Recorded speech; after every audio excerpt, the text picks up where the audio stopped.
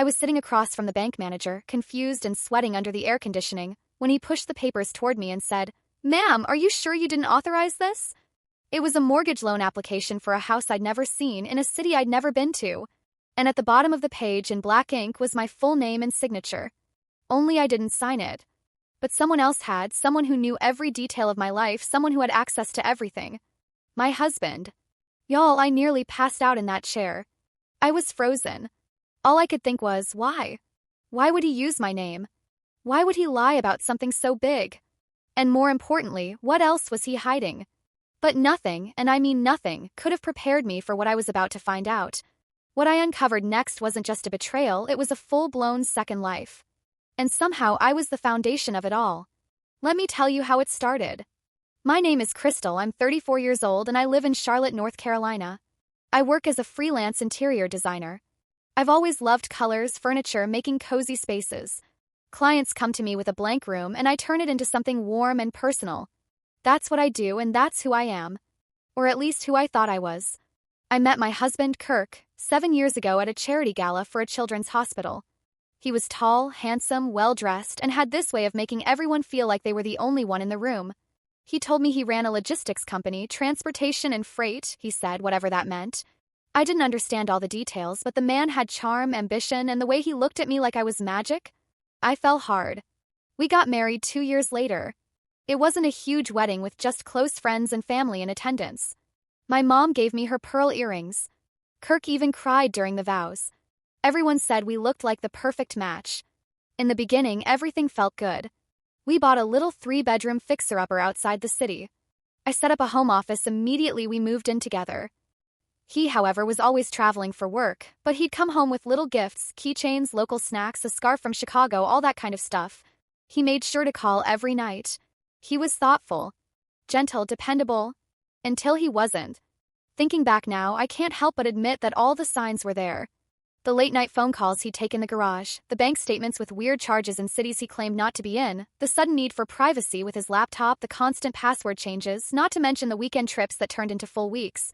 I told myself it was just the stress of work, that he was building something for us. I somehow convinced myself that there was no need to nag. But it all came crashing down with a single phone call. It was a Tuesday morning. I was trying to order samples for a new client's living room when Bank of America called. The woman on the other end said, "Hi, Mrs. Nelson, we're just confirming the final approval on the second mortgage in Atlanta." Atlanta? I don't own anything in Atlanta. That was the moment everything started unraveling. I asked her to send over the documents. She did. And there it was. My name, my address, my social security number, and my signature. I hadn't signed anything. So I did what any normal person would do, which was to call my husband. Voicemail. I texted him, "Call me now." No response. I tried again, nothing. So I waited until he came home that night. He walked in like nothing was wrong, kissed me on the cheek, and asked what was for dinner. Girl, that man had audacity in his back pocket. I looked him dead in the face and said, "Why is there a mortgage in my name in Atlanta?" His smile dropped for a moment, and then came the torrent of lies. "Baby, what are you talking about? There must be a mistake. Let me see the papers." But his eyes were racing, like his brain was scrambling to figure out which version of the truth would save him. I handed him the papers. He stared at them, then tried to laugh it off. "I swear, I don't know what this is. Let me handle it tomorrow." I didn't say anything, I just watched him. My stomach was tight, and my heart was pounding against my chest. I couldn't sleep that night. Tossing and turning under the sheets, I kept replaying everything over and over. How long had this been going on? What else did I not know? So while he slept, I got up and opened his laptop. Now, I know that's not the healthiest thing to do in a marriage, but something kept telling me to take a peek. And I did. What I found made my skin crawl. Emails with real estate agents, signed documents with my name, a secret bank account, and photos. Photos of a house, a woman, and 2 kids. One of the boys even looked like a carbon copy of Kirk. I felt like the wind had been knocked out of me, and my hands began to shake. I couldn't even cry. I was just stunned. Who was this woman? Who were those kids? What was he doing in Atlanta? And then I saw an email thread titled "Crystal's Documents." He had been using my name to buy property, to set up utilities, and even a business license. Using my name, my credit, my identity. I shut the laptop, sat on the floor, and just stared at the wall. At this point, I had two choices: confront him or collect more evidence. And girl, I chose the second. Because if he could build a double life on my name, then I could build something too. Something better. Something he could never take from me, even if he tried. I didn't sleep that night. I just lay there next to him, this man who had shared my bed, my dreams, my life, while he snored like he hadn't just committed identity theft on his own wife. I kept glancing at the laptop across the room, my mind racing with questions I didn't know how to ask. Who was the woman? Were those his kids? How long had this been going on? And the scariest question of all, how deep was I in this mess? 5:12 a.m. I got up, showered, made myself some coffee, and called a lawyer. Her name was Michelle Jackson. Sharp, no nonsense. Kind of woman you want in your corner when your life feels like a crime documentary. She listened while I explained everything. I told her about the fake mortgage, the forged documents, the business license, the photos, the other family. I was shaking the whole time. When I finished, she asked one question. Does he know you know? I told her no. She said good. Don't let him know, at least not yet. Michelle told me to start gathering everything. Screenshots, emails, bank records, any document with my name on it. We're going to build a case, she said. And we're going to protect your credit and your name. She also told me to go to the bank immediately and flag my identity. So I did. Kirk was still in bed when I left. I didn't even say goodbye. While at the bank, I sat with the fraud department for 3 hours. They put holds on suspicious accounts, froze anything tied to my social, and filed an internal investigation. I felt numb, like I was watching someone else's life unfold. Later that afternoon, I met with Michelle in her office downtown. I handed her a flash drive with everything I had found, and she started scanning the files and nodded slowly. Crystal, she said, I don't want to scare you, but this isn't just a man cheating, this is federal-level fraud. He used your name to buy a home, start a company, and who knows what else. If you hadn't caught this now, your whole financial future could have gone up in flames. I felt a tear slide down my cheek, and I wiped it quick. I wasn't going to let this break me. Michelle leaned in and said, You're going to be okay, but we have to move smart. And that's when I made my decision. I wasn't just going to expose him. I was going to beat him. That night, I started digging deeper. I created a separate email account, got a burner phone, and rented a P.O. box under my maiden name. I wasn't playing. By the next week, I had a spreadsheet of everything Kirk had opened under my name: 3 credit cards, a business license for something called Nelson Transportation Services LLC, utility bills for the Atlanta property, and a PayPal merchant account tied to my email with a different mailing address. He really thought he was slick. But here's the twist that had my stomach doing backflips. I found a LinkedIn profile for Crystal Nelson, listing me as the CFO of Nelson Transportation. My face, my name, and a bio I didn't write. And guess who was listed as the CEO? Kirk. Y'all, this man created a fake company using my identity and made himself look like he built it with his wife. But the company was real, at least on paper. I clicked through old emails and found payment confirmations, from freight orders to invoices to digital signatures. He had even secured a $50,000 business loan in my name. At this point, I had 2 emotions fighting for air inside me: rage and heartbreak. I didn't want to believe that the man I loved was capable of something like this, but facts don't lie. I wanted to scream, throw things, confront him. But I didn't. Instead, I watched him. For 2 more weeks. I acted normal, made dinner, smiled when he came home, asked about his work. I let him keep thinking I was in the dark. Meanwhile, I started talking to a business consultant, Monica, a friend of a friend, who helped women start online stores. She had built her own 6-figure e-commerce brand from scratch and ran mentorships on the side. I told her I wanted to start something new, but I didn't tell her why. I used the fake business he created as my blueprint, but I flipped it. I registered my own LLC using my maiden name, Crystal Holloway Designs. I started an online store selling custom home decor: vases, throw pillows, planters, wall art. All handmade, all curated by me. What was my idea? Since he used me to build his little scam business, I was going to use me to build a real one. I was going to build something he couldn't touch. I poured every bit of pain, betrayal, and fury into building that website. Every time I felt like crying, I uploaded a new product photo. Every time I wanted to scream, I posted a marketing reel. I even used the same payment processor he used and flagged his account in the process. One night, as I was uploading new listings, Kirk walked in and said, "You've been working a lot lately." I smiled and said, "Just a side hustle." He kissed my forehead and said, "I like that you're ambitious." Ambitious? This dude had no idea. But then something strange happened. A week later, I came home early from a client meeting and saw Kirk sitting in the living room with an envelope. He looked up, startled. I asked, "What's that?" He stuttered. "Oh, just mail for you." He handed me the envelope, then walked off. It was from the IRS. I opened it. It was a notice about a tax discrepancy from Nelson Transportation Services. Apparently, a flagged payment had triggered an audit. I kept a straight face about it. But inside I was screaming. 'Cause guess who triggered it? Me. I had just reported a suspicious company using my identity, and now the IRS was asking questions. But the real chaos hadn't even started and the dominoes were falling, but the biggest piece was still to come. 'Cause the woman I saw in those pictures? I am dead sure she wasn't just some affair. She was a whole wife with a marriage license. And her own story to tell. But I'll get to that next.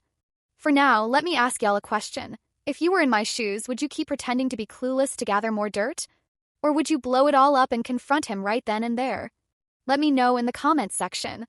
Because what happened next, even I didn't see it coming. I couldn't stop staring at that IRS letter. The fact that he tried to hide it from me, that he was still pretending like nothing was wrong, made my blood boil. But I stayed quiet.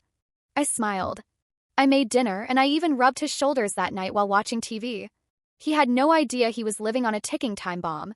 But things were moving fast now. Michelle, my lawyer, had looped in a forensic accountant to go through the business transactions tied to my stolen identity. And what she found? Let's just say Kirk's secret business wasn't the only thing he had going on in Atlanta. He had another home that was registered under a corporate trust. And at that address? A woman named Kelly Watkins. That name haunted me for days. I didn't want to believe it. I mean, I had seen the photos on his laptop. These were photos of her with 2 kids and what looked like Kirk standing behind them with a grill, wearing shorts and a tank top like it was just another Sunday cookout. But I still wanted to believe it was just a phase. A dumb affair or midlife crisis. Then Michelle pulled the records. Kelly Watkins was listed as Kirk Nelson's legal spouse. Yeah, you read that right. They got married 6 years ago in Fulton County. While I was busy planning our wedding in Charlotte, he had already tied the knot with someone else. I was the second wife. I felt like the floor had suddenly disappeared under me. Everything I thought I knew, every memory, every kiss, every anniversary, it all felt fake. I was his side project, his extra credit, his backup life. I cried in the bathtub for hours that night, my fingers pruning in the water, wondering what I had done to deserve this. But then, something changed in me. I wiped my face, sat up, and said out loud to nobody, "No, you don't get to destroy me." And that was it. That was the last night I cried over Kirk. The next morning, I told Michelle I wanted to go all the way. Legal action, full exposure. But she warned me, "We need every piece in place, don't blow your cover yet." So I played the role. Meanwhile, my online store started gaining traction. People were buying, reposting, leaving glowing reviews. "Beautiful craftsmanship," one person said. "Love supporting women-owned businesses," another wrote. Gave me life. Kelly's name stayed on my mind, though. I needed to know what kind of woman would marry someone like Kirk. Was she like me? Was she clueless too? Or was she in on it? So I made a burner Facebook account, used a stock photo, and named it something basic like Nicole Smith. Then I sent Kelly a friend request and scrolled through her public posts. Her page? It looked like something out of a Southern lifestyle magazine. Cooking videos, pictures of her and Kirk at parent-teacher night, family portraits, and anniversary messages. "Can't believe it's been 6 years with my best friend," she wrote in one post. My stomach turned. This wasn't just a fling. She believed he was her husband, and she had no idea I existed. That's when I knew I had to meet her. But not yet. First, I needed to protect myself legally. So I filed for divorce. Did it quietly through Michelle. No warning, no discussion. Kirk was served at his work address, which was at the P.O. box he used for his fake company. And let me tell you, the moment that envelope hit his hands, everything changed. He came home that evening like a tornado, slammed the front door. "What is this? Divorce papers?" I stood in the kitchen, calmly sipping tea. "Exactly what it looks like," I said. His eyes widened. "You been spying on me?" I raised an eyebrow. "You forged my name. You committed federal fraud and you want to talk about spying?" He paced like a trapped animal. "You don't understand." I cut him off. "I understand everything. I know about Atlanta, I know about Kelly. I also know about the mortgage, the fake business, the other kids, I know it all." He froze. Then the lies poured out like a broken faucet. "She's just someone I help financially. It's complicated. You were busy with your little design work. I had to build something real. That last line? That's when I snapped. My little design work? I said, slamming my mug on the counter. You mean the business I built from scratch on the same platform you used to scam banks with my name? He tried to act remorseful and started crying, knees on the floor, begging, saying he didn't want to lose me. But I didn't feel pity, I felt power. I told him to pack his things and leave by morning. And he did. That night, I changed the locks. But I knew it wasn't over, not by a long shot. A week later, I got a call from Kelly. Apparently, she had found my friend request and clicked on my LinkedIn profile out of curiosity. She called the number listed on my business page. Her voice was quiet and shaky. Hi, is this Crystal Nelson? I paused. Then said, used to be. Who's this? This is Kelly Watkins. My heart thumped in my chest. She said, I think we need to talk. We met at a Starbucks off the highway. I got there early, sat by the window, heart racing. When she walked in, I almost couldn't breathe. She looked like someone I could have been friends with. Brown hair in a messy bun, glasses, jeans, and tired eyes. She looked older than the photos. We locked eyes and she walked over, sat down. We didn't speak for a few seconds. Then she whispered, so it's true. I nodded. She opened her purse and pulled out a photo. It was Kirk, holding a toddler, smiling. That's my son, she said. His name's Jordan. I swallowed. He looks like him. She whispered, I didn't know about you. And that was all I needed to hear. For the next hour, we shared everything. Dates, vacations, where he said he was, things he told each of us. It was like a puzzle clicking into place. She had been just as fooled. But here's the part that shocked me. She wasn't angry at me. Instead, she thanked me. She said, if you hadn't uncovered this, I would have been living in that lie forever. And just like that, we weren't rivals, we were survivors. We decided to work together. 2 women, 1 goal. And the goal was to take down the man who tried to use both our lives like chess pieces. But y'all, we didn't just survive, we turned it into something bigger, something powerful, and something Kirk never saw coming. The first time Kelly and I hugged, it wasn't even planned. It just happened. We were standing in the parking lot after our meeting, both of us exhausted, emotionally drained, our lives shattered by the same man, and without thinking, we just held each other. 2 women, 2 wives, 1 liar. In that moment, we weren't enemies. We were co-survivors of the same hurricane. We promised to stay in touch and share any updates. Keep each other looped in. And y'all, the tea started spilling fast. Kelly went home that night and confronted Kirk. He denied everything at first. Then she pulled out the screenshots I had emailed her. Emails with forged signatures, a photo of me and him from our wedding day, the IRS letter. He broke like a twig. He begged and he cried. Told her I was a mistake, and that he had to marry me to secure the business. Can you believe that? Like I was just a chess move in his strategy to build a fake empire. But Kelly wasn't having it. She kicked him out too. That same week, she filed for annulment. Not just divorce, annulment. Turns out you can do that if your marriage was based on fraud. And girl, this one qualified 10 times over. Now Kirk? He was homeless, bouncing between hotels, trying to keep both of us from going full scorched earth on him. Too late, though. Kelly and I filed a full identity theft report. We handed everything over to a federal fraud investigator. And just like that, Kirk became the subject of a quiet but very serious investigation.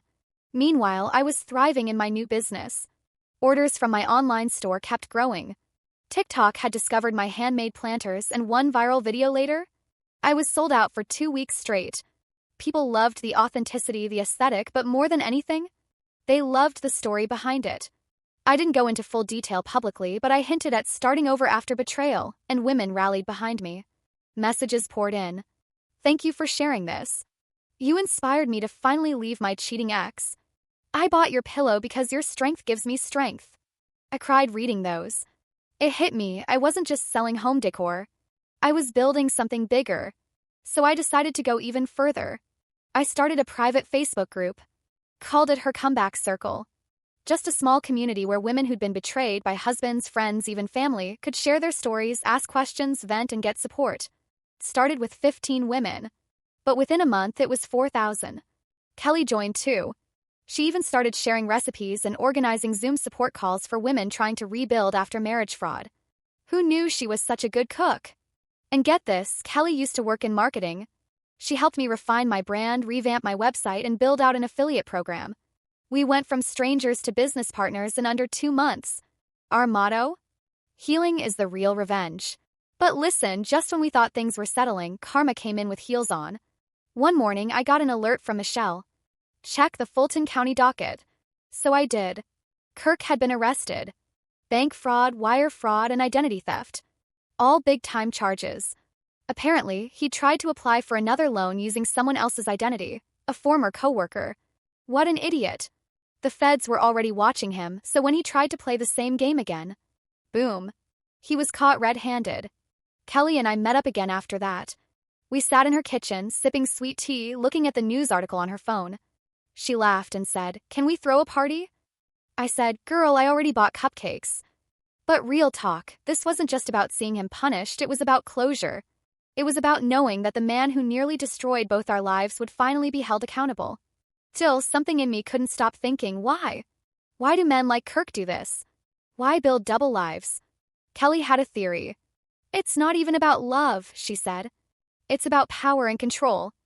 He wanted to feel like a king in every room, so he made 2 castles. That hit deep. But you know what? Both those castles? They crumbled like one big pile of cards. And the queens? We rebuilt. We became bigger, stronger together. My business kept booming. I launched a new product line. I called it the Phoenix Collection, named after women rising from ashes. Planters shaped like wings, pillows with stitched quotes about rebirth, wall art that said, "She built from what tried to bury her." And people loved it. Within 6 months, my little store crossed $1 million in total sales. Let that sink in. The man who used my name to commit fraud tried to destroy me, but ended up being the reason I built a $1 million brand. The poetic justice of it all? Unmatched. People started asking me to speak at events, podcasts, and women's business panels. I told my story as carefully and as legally approved as I could, and inspired other women to start over. Even Kelly started her own meal prep business, aimed at single moms who want to eat healthy without stress. I helped in every way I could. We weren't just rebuilding, we were thriving. But y'all know life ain't a perfect movie. There were bumps. The IRS audit dragged on for months. I had to clear my name from several databases. Some banks took forever to remove his fingerprints from my records. But every time I hit a wall, I pushed harder. And now? Now I sleep peacefully. Alone but happy. I no longer look at my past with bitterness. I look at it as proof that a woman can be broken and still build something beautiful. But let me ask you something. If someone betrayed you that deeply, stole your name, your peace, your marriage, would you try to destroy them? Or would you build something better and let your success be the loudest response? I chose the second option. And I've never felt more powerful. It's wild how quiet life gets after a storm. No more fake anniversaries. No more weird late-night calls. No more pretending to be asleep while your chest is on fire. It's just peace. But not the kind you stumble into. Kind you fight for. And I fought hard to get mine. After Kirk's arrest, everything went under review. His company accounts were frozen. Investigators dug into every dollar he touched. He tried to blame Kelly. Tried to blame me. Even claimed he was the victim. Imagine that. A man who used his wife's name to fund his secret life, playing victim. He ended up taking a plea deal, bagging 5 years in federal prison with no parole.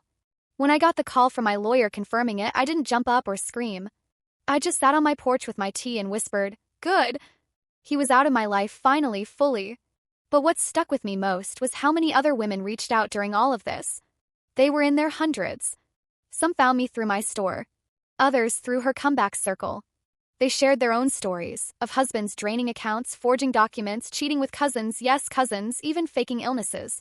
It hit me like a ton of bricks. This wasn't just my story. It was ours. There's this whole world of women who suffer in silence. Women who smile while being shattered, who carry families, businesses, and dreams while being lied to by the very people they trust most, and I wanted to change that. So I started a nonprofit. I called it Name Back.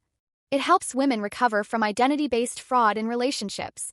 We connect them to lawyers, therapists, financial advisors. We also run online classes and host survivor retreats. Kelly became the operations lead. I still remember our first group Zoom session. 15 women, all with different faces, accents, ages, but the same look in their eyes. That tired hope, that quiet strength. And when we shared our stories, it was like someone finally exhaled the pain we'd all been choking on. One woman, Tanya, said, "He stole my credit and left me in debt. I thought I'd never own anything again." Now, she's a homeowner in Arizona, started a scented candle business and ships nationwide. Another woman, Clarissa, had to rebuild her name after her ex used her social to file fake tax returns for 2 years. She said, "Your story made me realize I wasn't crazy. You have no idea how much that meant to me. 'Cause for so long I did feel crazy.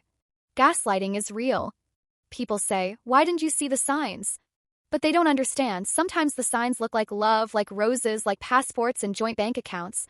Sometimes betrayal wears a wedding ring." Anyway, the business kept growing. I hired 2 full-time employees, got an investor, and launched in-person pop-ups in Charlotte, Atlanta, and New Orleans. We even got featured in a lifestyle magazine titled "Rising from the Rubble: How One Woman Turned Betrayal into a Brand."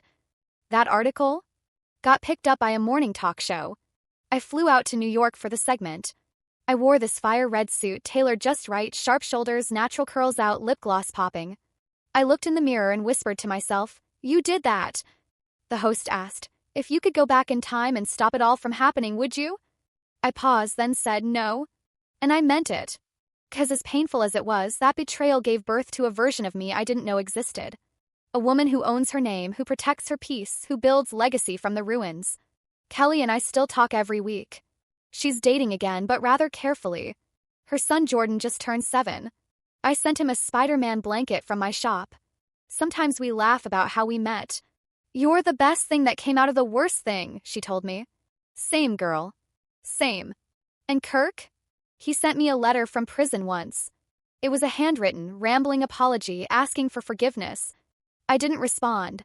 Closure doesn't always come in conversations. Sometimes it's silence. Sometimes it's deleting the contact and moving forward with full volume. Till every now and then I wonder, was I really that blind? Or was he just that good? But then I look at what I've built. My store, my nonprofit, and my peace. And I realize it doesn't matter. He lost the moment he chose lies over love.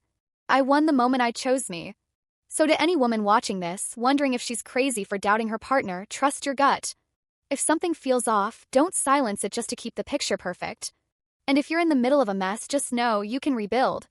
You can win not by playing dirty but by rising clean. Your story doesn't end in betrayal. It begins with you taking back your name. The night before our first big pop-up in Atlanta, I stood in the empty venue with the lights low and my heart full. The walls were soft cream. Tables were covered in linen. My Phoenix Collection planters lined the front like little crowns. Each pillow looked like a hug waiting for a home. I pressed my palm on the table and whispered, "You made it, Crystal." I could smell fresh paint and a hint of vanilla from the candle display.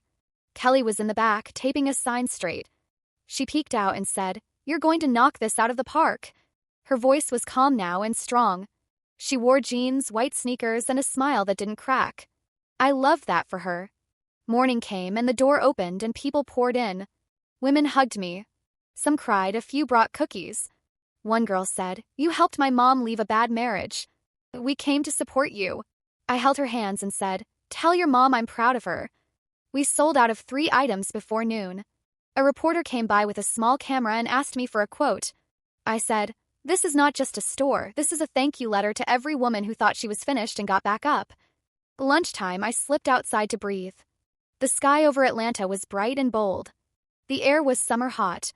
I leaned on the brick and closed my eyes. Peace, real peace. That's when my phone buzzed. A new email with a subject line, regarding Nelson Transportation Services.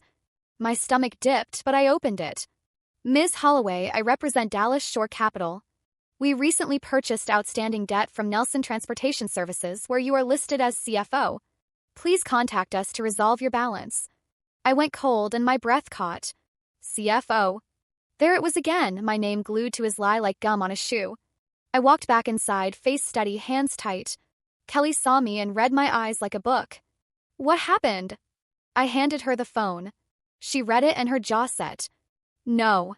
Nope. We're not doing this again," she said. I wasn't going to cry. Not today, not here. I took a deep breath and said, "I'll call Michelle after the event. We've cleared this before. We'll clear it again." I patted my chest. "He doesn't get today. We went back to work. The line kept moving. The music stayed soft. Women took photos by the Phoenix Wall. A little girl traced the wings with her finger and whispered, "Pretty." I smiled and thought, "Keep going, Crystal." By late afternoon, the last customer left. The room was messy in the best way. Tissue paper on the floor, empty hangers, but a good kind of tired in my bones. Kelly brought me water. "You did it," she said. "We did it," I told her. I checked my phone again. 2 more emails from the debt buyer. 1 voicemail, too. Firm tone. Words like immediate action and asset review. You know that tight feeling in your throat? I had it. But this time it didn't push me down. Pushed me forward. I called Michelle from the stockroom, sat on a box of candle jars, and told her everything. She was cool as ice. "Forward me the emails. Do not reply. I'll handle it. Identity theft records. Prior case files. We'll send a cease letter and notify the credit bureaus again. This is a resale of paper. They bought garbage and think they can scare you. Will it hurt my business?" I asked. "Not if I can help it," she said. "And Crystal, take a victory lap tonight. You earned it." I hung up, hugged my arms, and let my lungs fill all the way. The fear was still there, yes. But sitting beside it was something stronger. Quiet voice that said, "You know how to fight. You know how to build, and you are not who they say you are. You are who you decide to be." We packed up while the sun slid down. Kelly turned on the radio and danced with a roll of packing tape like a microphone. I laughed so hard my side hurt. Joy is medicine. Don't let anyone tell you different. That night, back in my hotel, I sat cross-legged on the bed, laptop open. I wasn't doom-scrolling, I was planning. I typed an outline for a new class we'd teach through her comeback circle. How to untangle your name. Step-by-step checklists. Letter templates, credit freeze instructions, a list of state resources, a script for calling banks when your voice is shaking. I wanted to hand women a map for the exact maze I crawled through. Then I opened a blank page and wrote the words I wished I had the day the bank called me. "You are not a mess. You are under attack. There is a difference. And you can win." I added a section on kindness. Real kindness.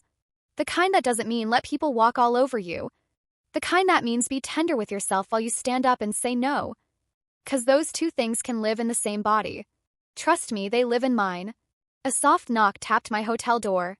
It was Kelly with 2 paper cups of mint tea and a bag of peach cobbler from the diner down the street. We sat on the bed like teenage girls at a sleepover, talking about everything and nothing. Her son Jordan had drawn me a picture of a phoenix with big red wings. I taped it on my laptop for luck. "Do you ever think about forgiving him?" she asked quietly, not looking at me, just peeling the lid on her tea. I stared at the ceiling. "I forgave myself," I said. "For believing him, for missing the signs, for staying too long. As for him, I let the courts deal with the rest." She nodded. "Maybe that's enough." "Maybe it is," I said. The next morning I woke up to sunlight on the curtains and 3 messages from the debt buyer. Michelle had already replied to them overnight. All records show identity theft. Remove her name. Any contact must go through counsel. She does not play. I also had a message from a podcast host in Chicago. "We want you to come on and teach our listeners how to protect their credit after a breakup." I said yes. Then I booked a cheap ticket and smiled at my calendar like it was a new friend. By noon, we were on the road back to Charlotte. The highway rush felt like a long breath out, the trees blurring by like soft green rain. Kelly drove, and I watched little towns slide past and thought about how many kitchens we'd furnished with our pillows, how many living rooms our planters had brightened, how many women had found each other in our group and said, "Me too, but not forever." I got home, watered my plants, and sat on the porch steps. An old man walked his beagle past my sidewalk and tipped his cap. "Afternoon, miss." I waved back and felt simple, quiet happiness. People talk about big happiness like fireworks. Mine felt like a house light left on for me after a long day. That night, I hosted a live Q&A for her comeback circle. I wore my red suit jacket over jeans. Chat flooded with names. Brooklyn, Memphis, Tucson, women from everywhere. We talked about security freezes, 2-factor authentication, and the power of saying, "I need help." We also talked about hope. Not the fluffy kind, but the kind you earn, the kind that shows up with her sleeves rolled up. "Write this down," I told them. Safety first. Then strategy. Then story. I held up my notebook. First, protect yourself, then make a plan. Then tell your story when you are ready. Shame can't live in the light. When I ended the call, my phone buzzed again. This time it was a new voicemail from an unknown number.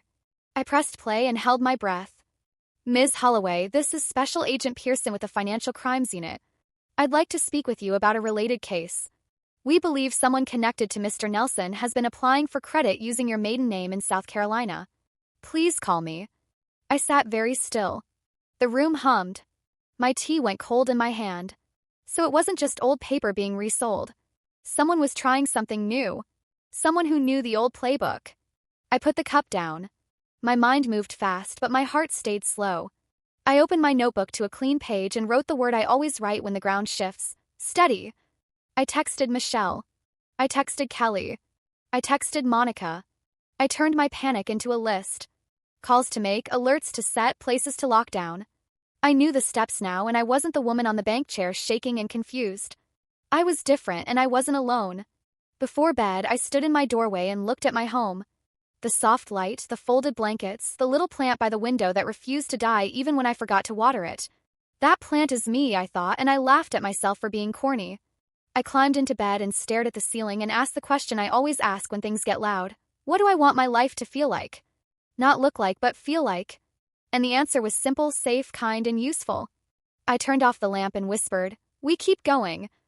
Her comeback circle passed 25,000 members. We launched our Name Back Scholarship to cover filing fees for women clearing their records. We helped a mom in Ohio get her first apartment after her ex destroyed her credit. We hosted our first retreat in Savannah. We cried and we laughed and we made a bonfire on the beach and wrote down the lies we used to believe, then watched them turn to ash. My store opened a small studio in Charlotte where women can work, make, and heal. We hire survivors first and we pay fair. Every Friday we close at noon and have tea and cookies. Sounds small, but it matters. Joy is part of the plan. Kelly's meal prep company is growing. Jordan started soccer and scored his first goal. He sent me a voice note that said, "Miss Crystal, I'm fast now." I played it 3 times with a wide smile on my face each time. As for the new identity attempt in South Carolina, the agent and Michelle worked together. We caught it early, froze it, and flagged it with the state and the bureaus. We are still helping with the larger case. I can't share details yet. Sometimes I still get messages from debt buyers who didn't read the file. We shut them down. Sometimes I wake up at 3 a.m. and stare at the ceiling and think about the old days. Then I count my breaths and remember the truth. I am not what happened to me. I am what I chose next. And I chose to build. Now I want to ask you something. If someone tried to write a story about you using your name, would you hand them the pen? Or would you take it back and write your own ending even if your hand shakes a little? Be honest with me. What would you do? Also, one more thing. Today I got a certified letter that made my stomach flip. It wasn't from a debt buyer. It wasn't from a bank. It was from a person I didn't expect to hear from again. The return address said Greenville, South Carolina. The name on the envelope was someone I haven't said out loud in a long time. I stared at the envelope for 3 whole minutes before touching it. Sat on my kitchen counter like it was alive. It was small, white, crisp edges and my name written in shaky, crooked handwriting I didn't recognize at first. But when I flipped it over and saw the return address again, Greenville Correctional Facility, South Carolina, it hit me. It wasn't from Kirk. It was from his mother, Miss Loretta. I hadn't heard from her since everything came out. Not a word, not a call, not even a text. She was sweet to me once, used to send me birthday cards, called me baby girl, even gave me her peach cobbler recipe one Thanksgiving. I honestly thought she liked me. But when Kirk was arrested and the truth exploded, she went silent. Kelly had told me once that Loretta had disowned her after the scandal. Said she brought shame to the family by exposing Kirk. But now she was writing to me? I picked up the envelope. It was light with just a single sheet inside. I poured a glass of water, sat at the table and took a deep breath. Then I opened it. Dear Crystal, I imagine you're surprised to hear from me. I wasn't sure I should write, but after all that's happened, I couldn't stay silent. I needed to say something. I want to start by saying I'm sorry. Not just for what Kirk did, but for not reaching out sooner. I didn't know what to say. I was angry, embarrassed, and truthfully ashamed. I raised him better than that. I never thought my son could become that kind of man.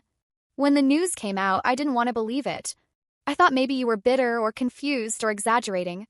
But after the evidence, the trial, everything that followed, I see now that you were telling the truth. You didn't deserve any of it. You gave him a home, a heart, and your trust. And he used you. Crystal, I hope you don't hate me. I failed you as a mother-in-law. I should have stood by you. I should have called. I should have checked in. But most of all, I want you to know that I'm proud of you. I heard about your business. I saw the article. I watched your interview online. You turned ashes into beauty. You took pain and made it purpose. And that is something my son never had the strength to do. I hope you continue to heal. I hope you stay strong. And if you ever need anything, I'm still here. With respect and regret, Loretta Nelson. I folded the letter slowly and just sat there. No tears. Just quiet. I didn't know how to feel. This woman was part of my old life. A life that nearly broke me. But her words? They weren't empty. They felt human, messy, real. I thought about writing her back. But then I remembered something my therapist once told me. Not every door needs to be reopened just because someone knocks. Still, I took the letter and tucked it in a small box under my bed. Not as a keepsake, not for nostalgia, but as proof that even those tied to the worst chapters of your story can find their own kind of redemption. It didn't erase the past, but it softened it. Later that night, I shared a post in her comeback circle. Sometimes apologies come from unexpected places. Sometimes they never come at all. But healing doesn't depend on their words. It depends on our decision to rise anyway. Comments poured in. Women sharing stories about exes, in-laws, fake friends, even siblings who betrayed them. One comment stood out. My sister stole my identity and wrecked my credit. I haven't heard from her in 12 years. But I'm starting my own bookkeeping business now. You inspire me to tell my truth. Another said, we don't just come back, we come back better. Thank you for reminding me. Reading those messages, I realized something. This story may have started with betrayal, but it's ending with power. Not just mine, but ours. So here's what I'll leave you with. You are not what someone did to you. You are what you decide to build next. Whether it's a business, a boundary, or a brand new belief in yourself. Don't let the fire that tried to burn you become the thing that defines you. Let it be the reason you rise. And if they ever try to use your name again, make sure it's because they're buying something with your logo on it. Now let me ask you one last time. If life gave you the same fire I went through, would you burn the house down? Or would you use the ashes to build a castle? Drop a comment. Let's talk about it. 'Cause this story, it might be over for me, but someone watching right now is just beginning. And if that's you, welcome to your comeback. We've been saving you a seat. And if you made it all the way here, thank you for riding through this story with me. I hope it reminded you that no matter how deep the betrayal, there's always a way to rise. If this story moved you, helped you, or made you think twice about protecting your peace, then do me a favor. Like this video so more women can find it. Subscribe. Turn on that bell for notifications so you're the first to know when a new story drops. And share this video with someone who needs a reminder that pain doesn't get the final word. We're building a space here for real stories, real healing, and real women taking back their power. The next story? My mother-in-law paid my husband to leave me, so I made her regret ever meeting me. You won't want to miss that one. See y'all next time.